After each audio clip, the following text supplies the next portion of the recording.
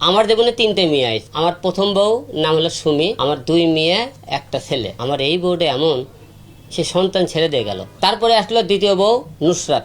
যে তার যে নেশা ছিল, সে বড় হবি নায়িক হবে এটা আমি বুঝতে পারি। সে আমাকে ব্যবহার করে দেয়, আমার সাথে চলাফেরা করতে আমি বুঝতে পারিনি। সে পরে সে বাধ্য, সে ডিভোর্স দেয় আমাকে। আমি চরিত্র খারাপ। সে চলে যাওয়ার পরে রিয়া মুনির সাথে ফেসবুকে পরিচয় হলো। রিয়া মুনি বিয়ে হয়েছিল, তার একটা প্রথম পক্ষে মেয়ে আছে এবং সে বারে ডান্স করে। সবাইকে আসসালামু আলাইকুম, আশা করি আপনারা সবাই খুব ভালো আছেন। আপনারা জানেন এ মাসের 15 তারিখে আমার বাবা মারা গেছে। আর এই মারা যাওয়া নিয়ে আপনারা রিয়া মনিকে আপনারা সবাই জানেন আমি ডিভোর্স দেবো ঢাকাতে এসে বলেছিলাম। তো আমরা এই জন্যে আজকে আপনাদের অনেকেই আমাকে মিডিয়া কর্মীরা বলেছিলেন আমি কথা বলতে চাই। আমি এই জন্য বললাম একজনকে না বলে সবার সাথে একবারে কথা বলবো, এই জন্য আপনাদের আজকে ডাকা।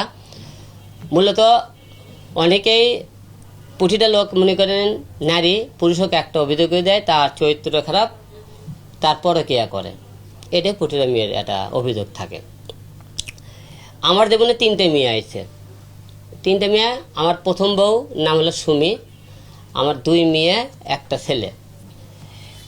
2016 সালে আমার সুমির সাথে ক্যাসাল গন্ডগোল হলে সে একটা মামলা করে আমি সেখানে 41 দিন জেলখানায় ছিলাম। সেক্ষেত্রে জেলখানাতে বানানোর পরে তার সাথে মীমাংসা হলে আমরা আবার সংসার শুরু করি।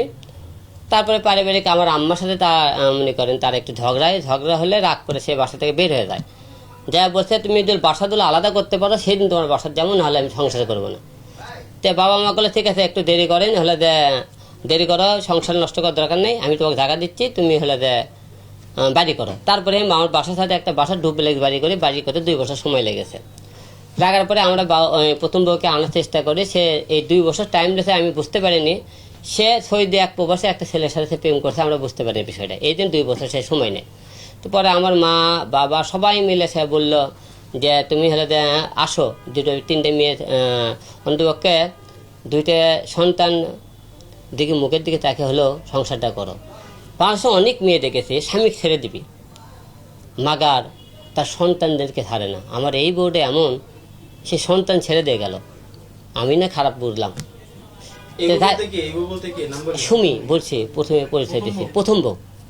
তারপরে আসলো দ্বিতীয় বউ নুসরাতের সাথে মিডিয়াতে আসে, যোগাযোগ হয়, কথাবার্তা হয়, হওয়ার পরে তার সাথে সম্পর্ক হওয়ার পরে জুটি হিসেবে কাজ করে তারপরে নুসরাতের বিয়ে হয়।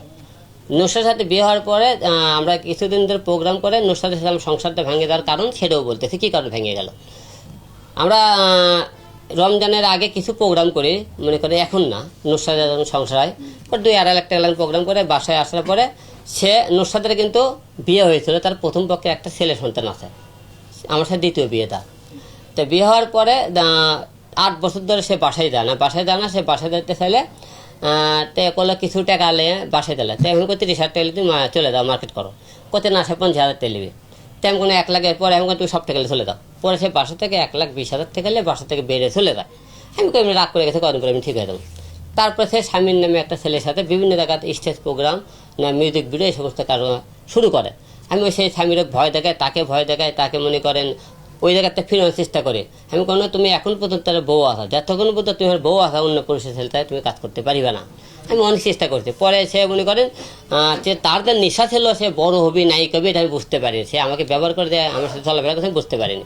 সে পরে সে বাধ্য, সে ডিভোর্স দেয় আমাকে। ডিভোর্স দিয়ে সে চলে গেল, যে বলছে আমি চরিত্র খারাপ। তো সে আমার চরিত্র খারাপ পরে কে করে, সে একটা কিন্তু মেয়ে সহকারে সে ধরতে পারেনি কোনোদিন। আচ্ছা গেল। দ্বিতীয়তে সে চলে যাওয়ার পরে রিয়া মুনির সাথে ফেসবুকে পরিচয় হলো। রিয়া মুনি বিয়ে হয়েছিল, তার একটা প্রথম পক্ষে মেয়ে আছে এবং সে বারে ডান্স করে। ডান্স করতেছিল রিয়া মুনি মায়ামুনি 2 জন ডান্স করে। তো সেখান থেকে তাদের সাথে আবার পরিচয় হওয়ার পরে রিয়া মুনির সাথে আমার সম্পর্কে বিয়ে হয়, আপনারা সবাই জানেন।